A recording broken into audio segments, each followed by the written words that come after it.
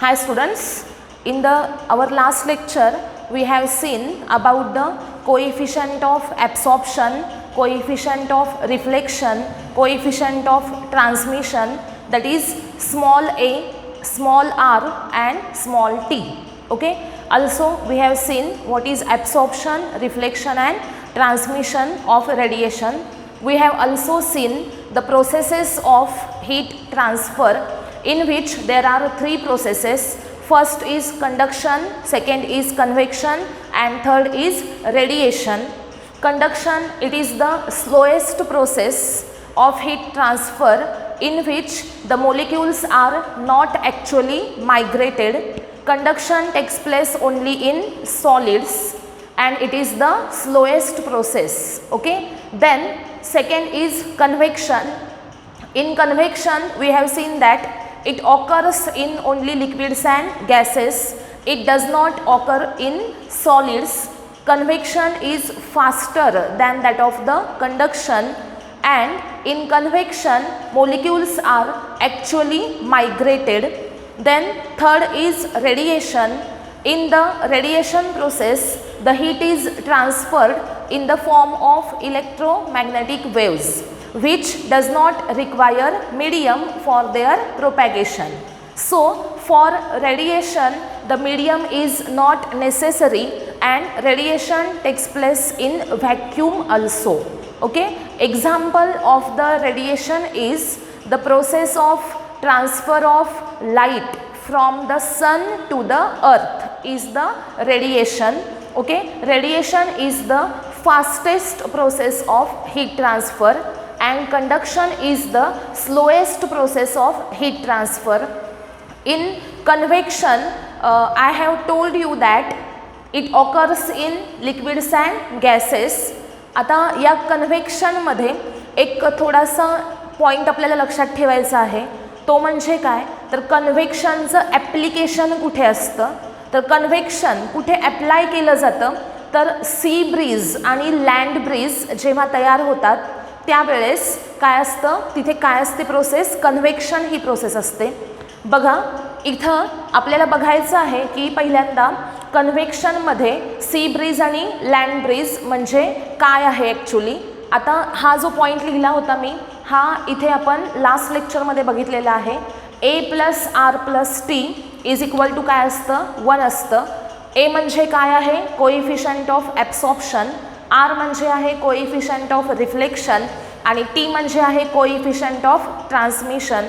आणि ह्या तिघांची ॲडिशन केली तर 1 येते. आणि आपण लास्ट लेक्चरमध्ये हे पाहिलं होतं की एची व्हॅल्यू 0 असेल तर R plus T equal to 1 येतं. म्हणजे एखादा सबस्टान्स हा बॅड ॲब्सॉर्बर असेल तर तो गुड रिफ्लेक्टर आणि गुड ट्रान्समीटर असेल. जर आरची व्हॅल्यू 0 असेल तर ए प्लस टी इक्वल टू 1 येईल. आर 0 म्हणजे तो सबस्टान्स जो आहे, ती बॉडी जी आहे ती काय आहे, तर बॅड रिफ्लेक्टर आहे. जो बॅड रिफ्लेक्टर आहे त्याच्यासाठी ए प्लस टीची व्हॅल्यू 1 आहे, म्हणजे तो गुड ॲब्सॉर्बर आहे किंवा आपण असं म्हणू शकतो की तो गुड ट्रान्समीटर आहे. जर टीची व्हॅल्यू 0 असेल तर आपण असं सांगू शकतो की टी 0 आहे, याचा अर्थ काय, तो बॅड ट्रान्समीटर आहे आणि त्याच्यासाठी ए प्लस आर याची ॲडिशन किती असणार आहे, 1 असणार आहे. म्हणजे तो सबस्टान्स गुड ॲब्सॉर्बर असेल आणि गुड रिफ्लेक्टर असेल. हे आपण लास्ट लेक्चरमध्ये पाहिलेलं आहे. ओके.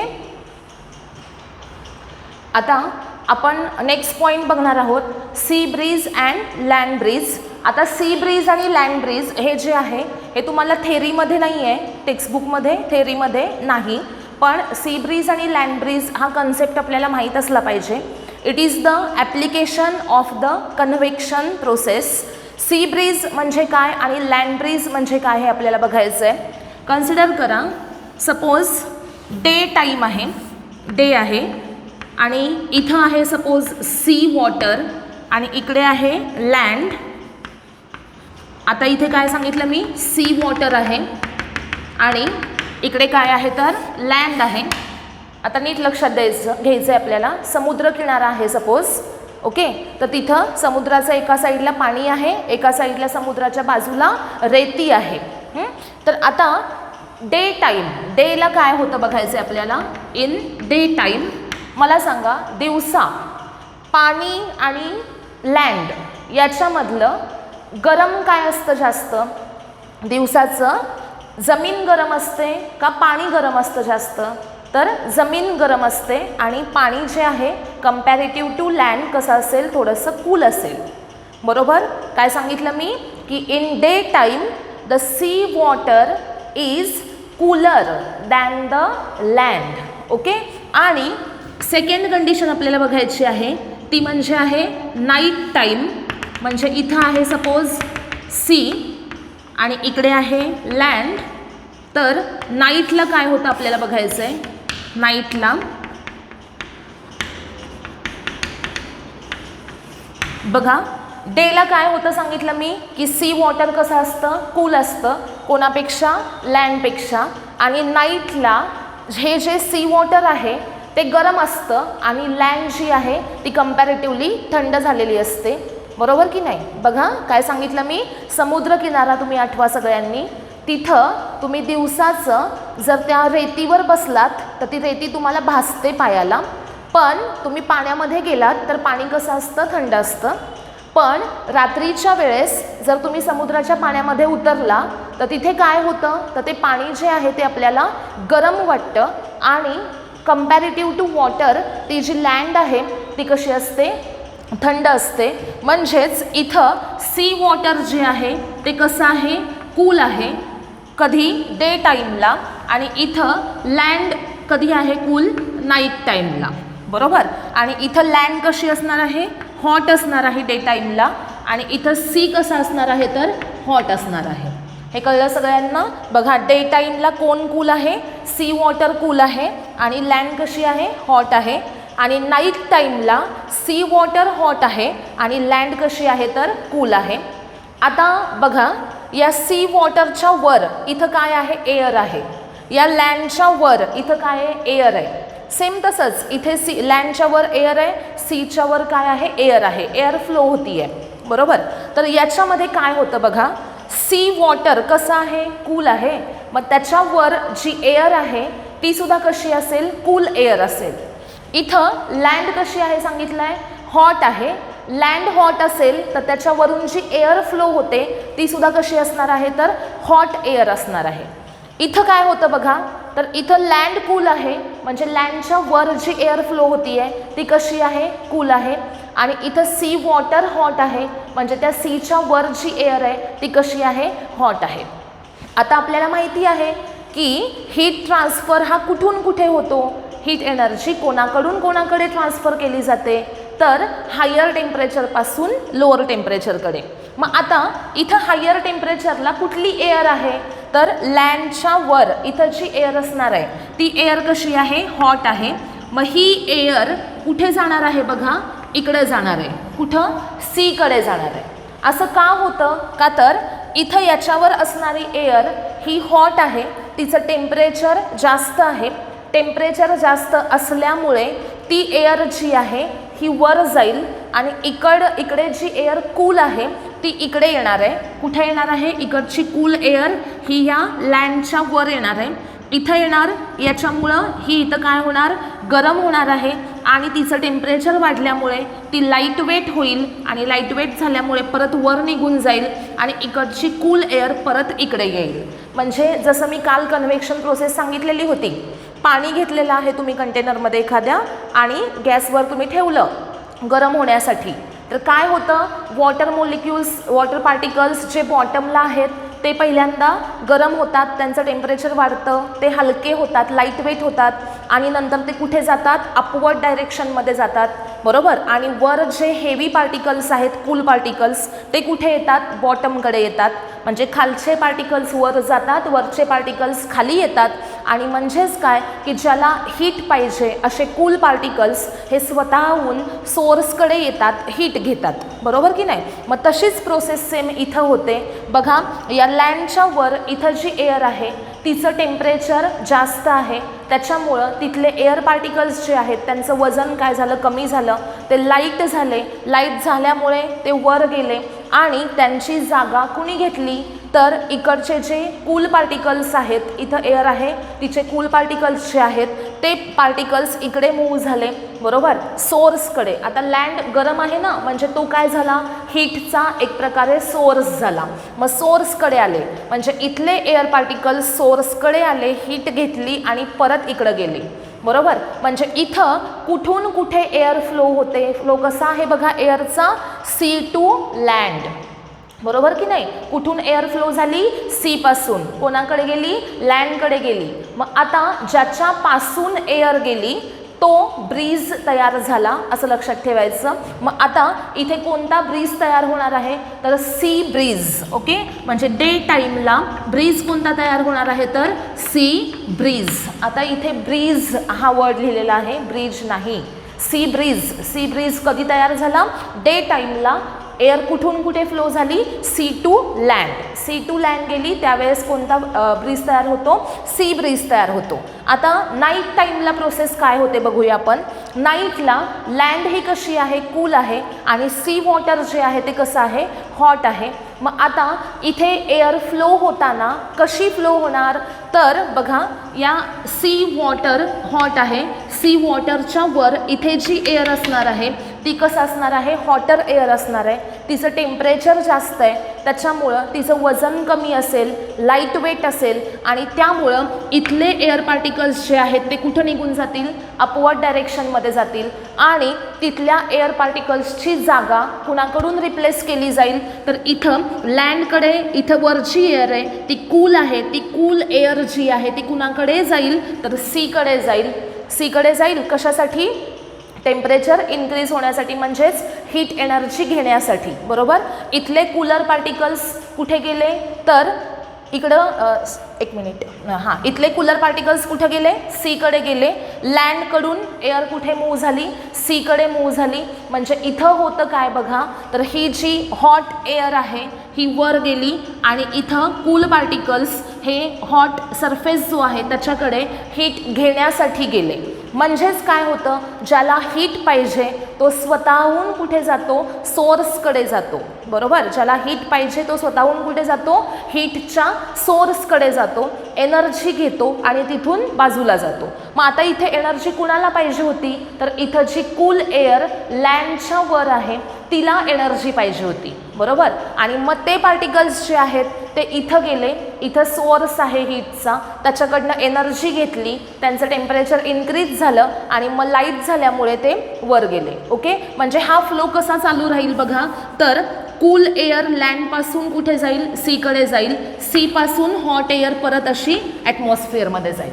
आलं लक्षात. म्हणजे इथे एअर कुठून कुठे फ्लो झाली, तर लँडपासून सीकडे गेली, म्हणजेच लँड ब्रीज सेटअप झाला. कोणता ब्रीज सेटअप झाला बघा, लँड ब्रीज. म्हणजे इथं आपल्याला काय समजलं, तर दिवसा डे टाईममध्ये कोणता ब्रीज तयार होतो, सी ब्रीज तयार होतो, आणि नाईट टाईममध्ये कोणता ब्रीज तयार होतो, लँड ब्रीज तयार होतो. लक्षात काय ठेवायचं की कोण हॉट आहे, ओके, लँड आणि सी वॉटर यांच्यामध्ये दिवसाचं कोण हॉट आहे, तर लँड. म्हणजेच काय होणार, सीची एअर कुणाकडे येणार आहे, लँडकडे येणार आहे, म्हणजे ब्रीज कोणता सेटअप होणार आहे, सी ब्रीज. नाईट टाईमला कोण हॉट आहे, वॉटर हॉट आहे. मग इथं काय होणार आहे, तर लँडच्या वर जी एअर आहे ती कूल आहे. मग ही कूल एअर जाणार कुठे आहे, सीकडे जाणार आहे एनर्जी ॲब्सॉर्ब करण्यासाठी, आणि त्यामुळे एनर्जी इथे एअर कुठून कुठे मूव्ह झाली, लँड टू सी मूव्ह झाली. ज्याच्याकडून एअर पास झाली तो ब्रीज सेटअप झाला, म्हणजे एअर मूव्ह झाली लँड टू सी, त्याच्यामुळे ब्रीज कोणता सेटअप झाला, लँड ब्रीज. आलं लक्षात सगळ्यांच्या. बघा हे लक्षात ठेवायचं आहे, डे टाईमला सी ब्रीज सेटअप होतो आणि नाईट टाईमला लँड ब्रीज सेटअप होतो. आलं लक्षात सगळ्यांच्या. आता आपल्याला बघायचं आहे डायअथर्मनस आणि अथर्मनस सबस्टान्सेस म्हणजे काय आहेत. बघा त्याच्यामध्ये फर्स्ट आपण बघूयात, व्हॉट आर द डायअथर्मनस सबस्टान्सेस.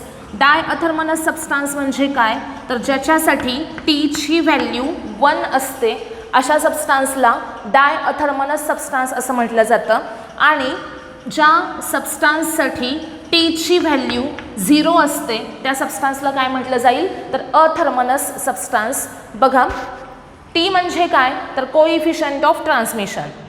ओके, टीची व्हॅल्यू 1 आहे.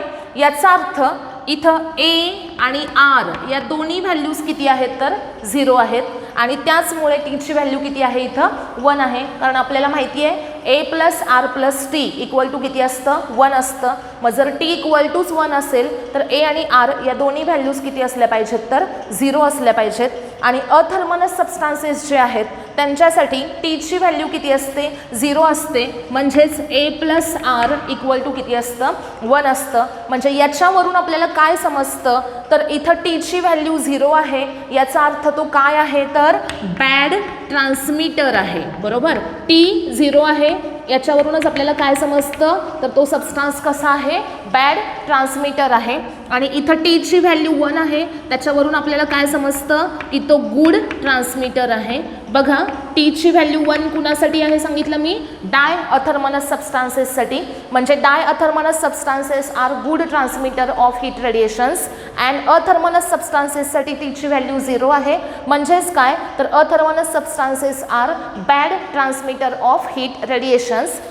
ओके, इथं गुड ट्रान्समीटर आहेत म्हणजेच ते काय आहेत तर बॅड रिफ्लेक्टर आहेत. बॅड रिफ्लेक्टर आहेत आणि बॅड ॲब्सॉर्बर आहेत. बरोबर, बॅड ॲब्सॉर्बर आणि बॅड रिफ्लेक्टर.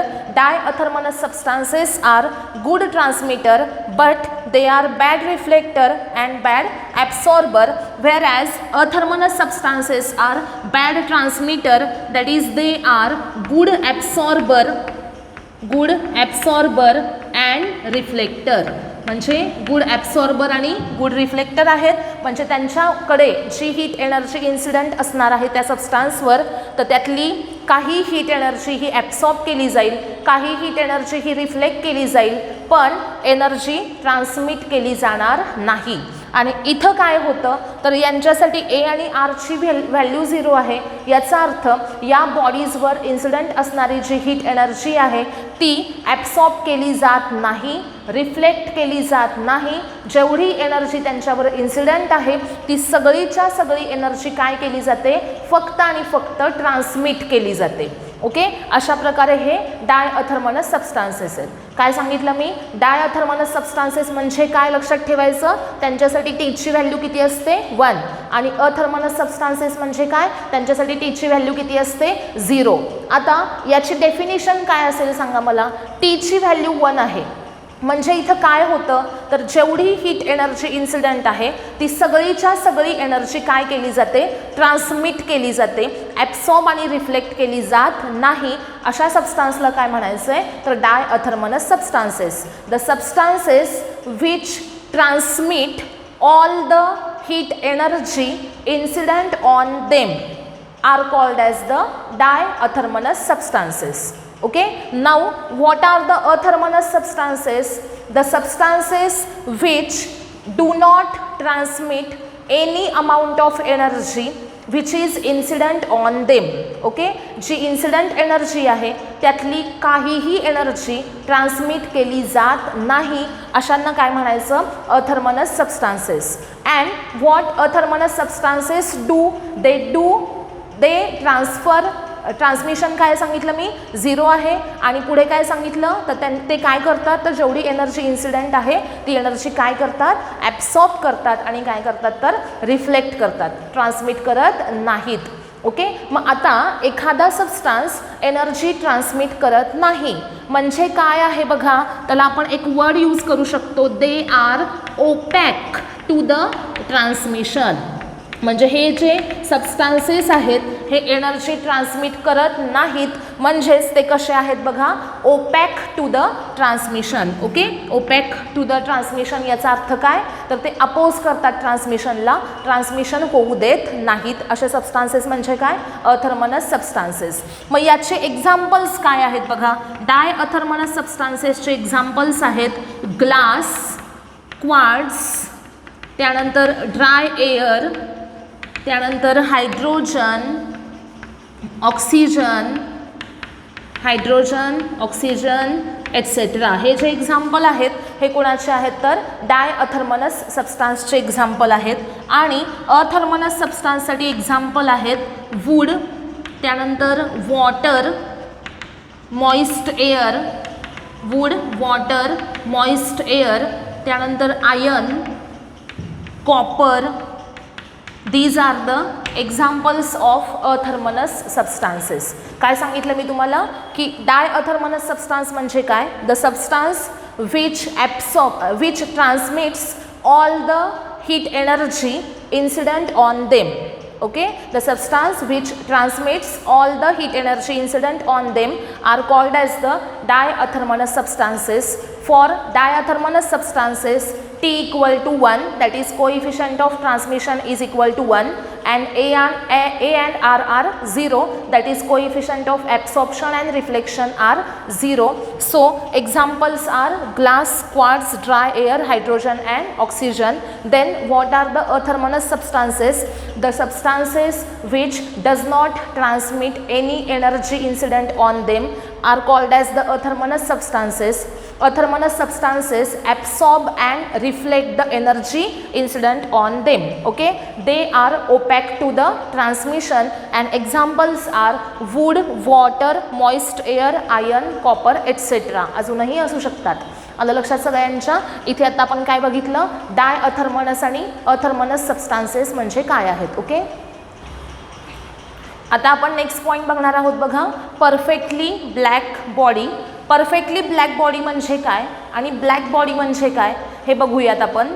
आपण काल बघितलं होतं की ART म्हणजे काय आहे, बरोबर. आणि ॲब्सॉर्प्शन म्हणजे काय? तर एखादी बॉडी तिच्यावर असणारी किती हीट ॲब्सॉर्ब करते, ही जी प्रोसेस आहे त्याला काय म्हणायचं? ॲब्सॉर्प्शन. एखादी बॉडी तिच्यावर इन्सिडंट असणारी काही हीट रिफ्लेक्ट करते, ही जी प्रोसेस आहे ह्याला म्हटलं जाईल रिफ्लेक्शन. आणि ट्रान्समिशन अशी ही थर्ड प्रोसेस आहे. मग ART म्हणजे coefficient of absorption, coefficient of reflection, coefficient of transmission, या तिघांची ॲडिशन किती असते? तर 1 असते. आपण हे बघितलं. आता ब्लॅक बॉडी म्हणजे काय बघा. सपोज आपण काय केलं तर 2 सरफेसेस घेतले. ओके, 2 सरफेस घेतले किंवा 2 बॉडीज घेतल्या. ह्या दोघांचं टेम्परेचर जे आहे ते सेम ठेवलं. काय केलं आपण? 2 बॉडीज घेतल्या, त्या 2 बॉडीजचं टेम्परेचर काय ठेवलं? सेम ठेवलं. आणि त्यांचा एरिया जो आहे तो कसा असेल? सेम असेल. सेम सरफेस एरिया असेल दोघांचा सुद्धा. बघा, 2 बॉडीज आहेत, त्या 2 बॉडीजचं टेम्परेचर सेम आहे, त्या 2 बॉडीजचा सरफेस एरिया सेम आहे. अशा प्रकारे 2 बॉडी इथे आपण घेतलेल्या आहेत. एक ही जी बॉडी आहे तिला वेल पॉलिश केलं आहे, म्हणजे फर्स्ट बॉडी जी आहे ती कशी आहे बघा, वेल पॉलिश्ड आहे. आणि दुसरी जी बॉडी आहे तिला ब्लॅक कलरचा पेंट दिला आहे, ब्लॅक पेंटेड आपण म्हणूयात. 2 बॉडीज आहेत सांगितल्या. फर्स्ट बॉडी जी आहे ती कशी आहे सांगितली? वेल पॉलिश्ड. आणि दुसरी बॉडी जी आहे ती कशी असेल? Black painted. म्हणजे एक बॉडी तिला छानपैकी पॉलिश केलेला आहे आणि दुसरी बॉडी जी आहे तिला ब्लॅक कलरचा पेंट दिलेला आहे. तर आता याच्यामध्ये काय होतं बघूया. सपोज इथं या बॉडीवर Q amount of heat incident असेल आणि तेवढीच हीट या बॉडीवर सुद्धा इन्सिडंट आहे. किती? Q अमाऊंट ऑफ हीट दोन्ही बॉडीजवर इन्सिडंट आहे. तर आता होतं काय बघा, जर एखाद्या बॉडीचा सरफेस हा वेल पॉलिश्ड आहे, त्याचं एकदम फिनिशिंग छान आहे, तर त्या केसमध्ये काय होतं तर जेवढी हीट इन्सिडंट आहे त्यातली जी हीट आहे ती काय केली जाते बघा, रिफ्लेक्ट केली जाते.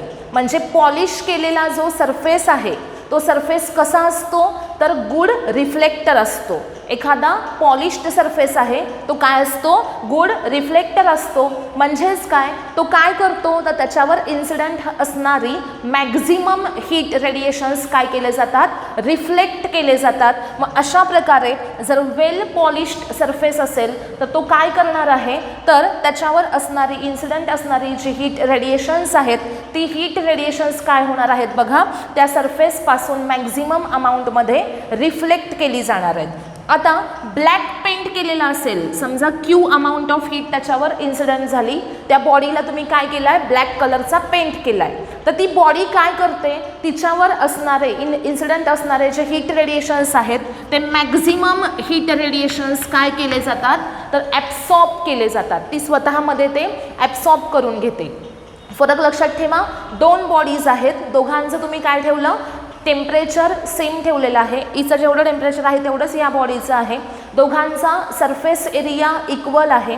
मग अशा केसमध्ये इथं जेवढी हीट रेडिएशन्स इन्सिडंट आहेत किंवा रेडियंट एनर्जी जेवढी इन्सिडंट आहे तेवढी काय केली जाईल, रिफ्लेक्ट केली जाईल. म्हणजे maximum amount of heat radiations जे इन्सिडंट आहेत ते काय होतील, रिफ्लेक्ट होतील त्या बॉडीकडून. म्हणजेच असा वेल पॉलिश्ड सरफेस जो असेल तो काय असेल बघा, गुड रिफ्लेक्टर असेल. वेल पॉलिश सरफेस काय असणार आहे, गुड रिफ्लेक्टर असणार आहे.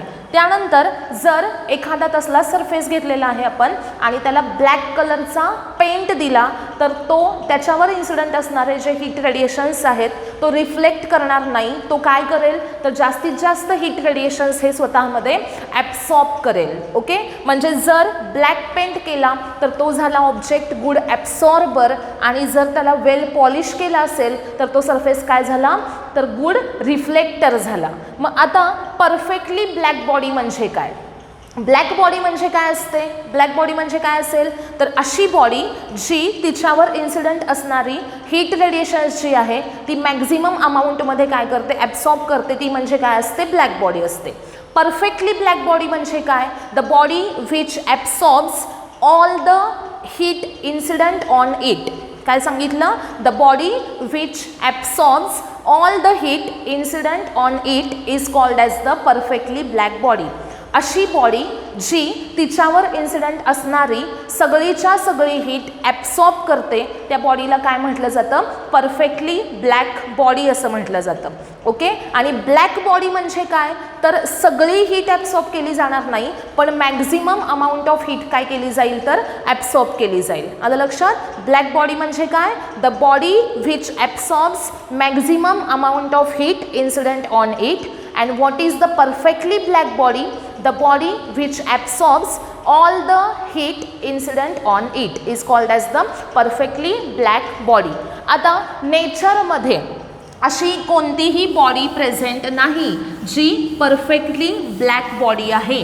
ओके, म्हणजे तिच्यावर इन्सिडंट असणारी 100% हीट ॲब्सॉर्ब करणारी एकही बॉडी नेचरमध्ये प्रेझेंट नाही.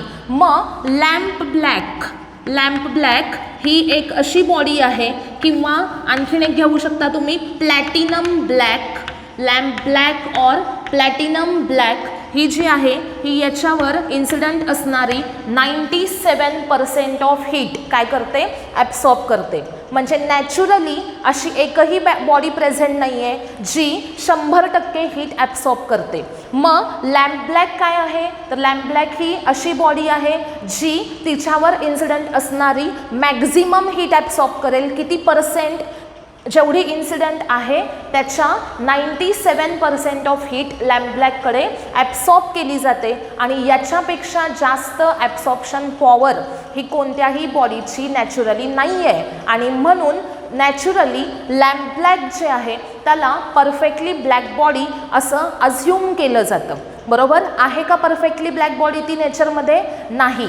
पण जेवढ्या काही बॉडीज प्रेझेंट आहेत नेचरमध्ये त्यातली मॅक्झिमम ॲब्सॉर्प्टिव्ह पॉवर ही कुणाची आहे तर लॅम्प ब्लॅकची आहे आणि ती किती आहे तर 97% आहे. आलं लक्षात सगळ्यांच्या. मग अशा प्रकारे परफेक्टली ब्लॅक बॉडी हा कन्सेप्ट समजला असेल सगळ्यांना. परफेक्टली ब्लॅक बॉडी म्हणजे काय असते तर एखादी बॉडी जी तिच्यावर इन्सिडंट असणारी ऑल हीट एनर्जी इन्सिडंट जी आहे ती ॲब्सॉर्ब करते त्या बॉडीला काय म्हटलं जाईल, परफेक्टली ब्लॅक बॉडी. नॅचरली अशी बॉडी प्रेझेंट नाही पण आपण लॅम्प ब्लॅक आणि प्लॅटिनम ब्लॅक ज्या आहेत त्यांना परफेक्टली ब्लॅक बॉडी असं अज्युम करतो कारण त्यांची ॲब्सॉर्प्टिव्ह पॉवर म्हणजे ॲब्सॉर्ब करण्याची जी क्षमता आहे ती सर्वात जास्त आहे. ती किती आहे तर 97%. आता आपला नेक्स्ट पॉईंट आहे बघा, फेरीज ब्लॅक बॉडी. आता जसं मी तुम्हाला सांगितलं की नेचरमध्ये अशी एकही बॉडी प्रेझेंट नाही आहे की जी तिच्यावर असणारी इन्सिडंट असणारी जी हीट आहे ती 100% ॲब्सॉर्ब करेल. म्हणजेच नेचरमध्ये अशी परफेक्टली ब्लॅक बॉडी एकही प्रेझेंट नाही. त्यातल्या त्यात मॅक्झिमम ॲब्सॉर्प्टिव्ह पॉवर कुणाची आहे सांगितलं मी, लॅम्प ब्लॅक आणि प्लॅटिनम ब्लॅकची. मग लॅम्प ब्लॅक म्हणजे काय असते तर काजळी माहिती आहे ना सगळ्यांना, त्याला काय म्हणायचं असतं, लॅम्प ब्लॅक असं म्हणतो. दिव्या लावल्यानंतर दिव्याची जी वर काजळी जमा होते तिला काय म्हणायचं, लॅम्प ब्लॅक असं म्हटलं जातं. मग ती लॅम्प ब्लॅक जी आहे ती तिच्यावर इन्सिडेंट असणारी 97% ऑफ एनर्जी काय करते, ॲब्सॉर्ब करते आणि ती प्रॅक्टिकली आपण नॅचरली म्हणूयात, नॅचरली ती परफेक्टली ब्लॅक बॉडी आहे असं अझ्युम केली जातं.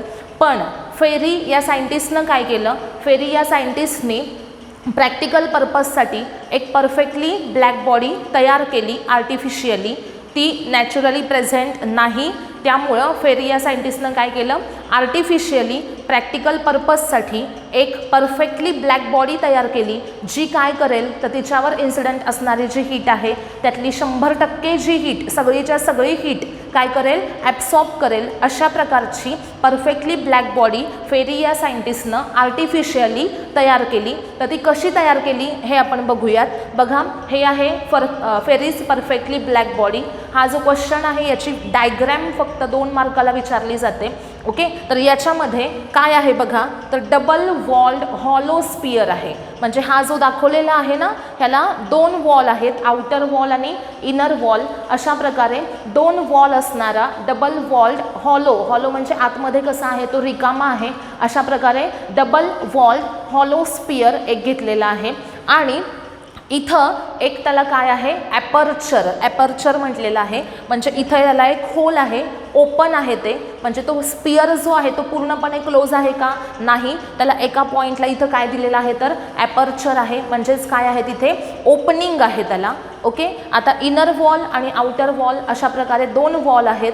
आणि हे ॲपर्चर जे आहे त्याच्या अगदी समोर म्हणजे in front of aperture there is the conical projection. कसलं प्रोजेक्शन आहे, कोनिकल शेपमध्ये एक प्रोजेक्शन आहे. कुठं, ॲपर्चरच्या अगदी समोर आहे ते.